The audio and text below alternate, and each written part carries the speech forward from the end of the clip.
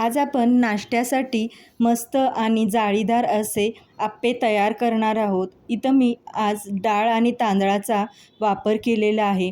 योग्य प्रमाणात डाळ आणि तांदूळ कसे घ्यायचे, कोणते तांदूळ घ्यायचे याचे योग्य प्रमाण सांगितलेले आहेत. व्हिडिओ शेवटपर्यंत नक्की बघा.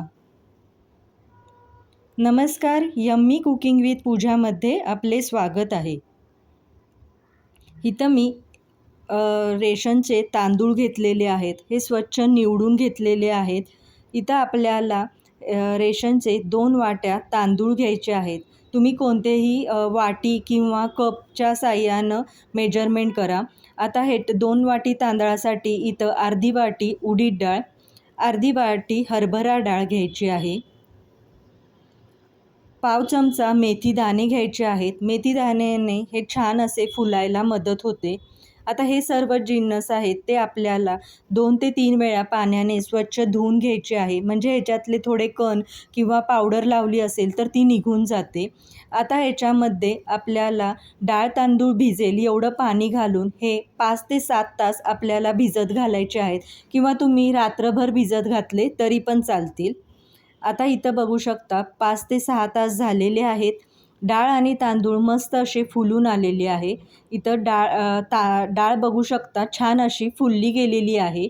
आता हे आपल्याला वाटून घ्यायचे आहेत. आता ह्यातलं थोडं थोडं डाळ आणि तांदूळ निथळून आपल्याला हे वाटून घ्यायचे आहेत. आपल्याला जसं लागेल तेवढंच पाणी, हेच पाणी आपल्याला ह्याच्यात वापरायचं आहे. दुसरं पाणी तुम्ही वापरू नका. जे भिजवलेले तांदळाचं पाणी आहे ना ते वापरलं तर ते फर्मेंट व्हायला छान अशी मदत होते. मस्त अशी आपल्याला जेवढी कन्सिस्टन्सी हवी आहे तेवढं पीठ हे इथं तयार झालेलं आहे. आता हे 1-2 मिनटं आपल्याला छान फेटवून घ्यायचं आहे. म्हणजे त्यात छान अशी एअर धरली जाते आणि फर्मेंट पण खूप छान प्रकारे होतं.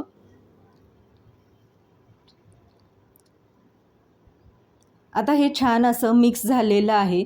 आता ह्याला आपल्याला झाकून परत 7 ते 8 तास झाकून ठेवायचं आहे. म्हणजे ते छान असं फर्मेंट होतं. इथं बघू शकता 7 ते 8 तास झालेले आहेत. छान असं फर्मेंट झालेलं आहे. अगदी हलकं तयार झालेलं आहे पीठ. आता परत हे आपल्याला छान मिक्स करून घ्यायचं आहे. 1-2 मिनटं छान परत फेटळून घ्यायचं आहे. म्हणजे खूप हलकं पीठ तयार होतं. आता तुम्हाला जेवढं पीठ लागेल तेवढं पीठ काढून बाकीचं तुम्ही फ्रीजमध्ये ठेवलं तरी पण ते छान असं 2 ते 3 दिवस राहिलं जातं. आता जे पीठ आपण काढून घेतलेलं आहे त्याच्यात एक बारीक चिरलेला कांदा, बारीक चिरलेली कोथिंबीर, आलं आणि मिरचीची पेस्ट, चवीनुसार मीठ घालायचं आहे आणि ते छान असं मिक्स करून घ्यायचं आहे. या पिठात मी फक्त कांदा वापरलेला आहे. तुम्ही याच्यात टोमॅटो, गाजर किसून वापरलं तरी पण छान तयार होतं. आता हे 1-2 मिनटं आपल्याला छान फेटवून घ्यायचं आहे. जर पीठ इथं तुम्हाला घट्ट जर वाटत असेल तर तुम्ही त्यात थोडंसं पाणी ॲड केलं तरी पण चालेल. आता इथं मी बिडाचा तवा तापत ठेवलेला आहे. बिडाचा तवा किंवा तुम्ही नॉनस्टिक तवा वापरला तरी पण चालेल.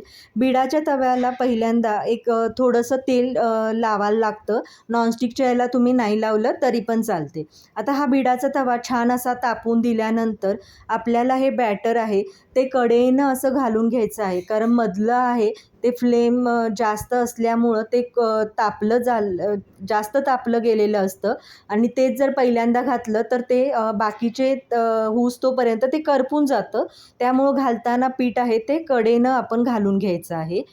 आता हे पीठ छान घालून घेतल्यानंतर 1-2 मिनटं आपल्याला ह्याला छान वाफ आणून द्यायची आहे. इथं छान वाफ आल्यानंतर बघू शकता किती छान फुलले गेलेले आहेत हे. आता चमच्याच्या साहाय्यानं ह्याची कडा सोडून घेऊन हे आता आपल्याला पलटून घ्यायचं आहे. म्हणजे खालची पण बाजू पूर्ण शेकली जाते.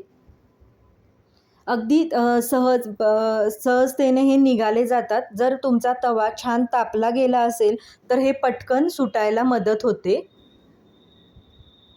गॅसची फ्लेम कमी जास्त करत हे आपल्याला छान असे दोन्ही बाजूनं शेकून घ्यायचे आहेत.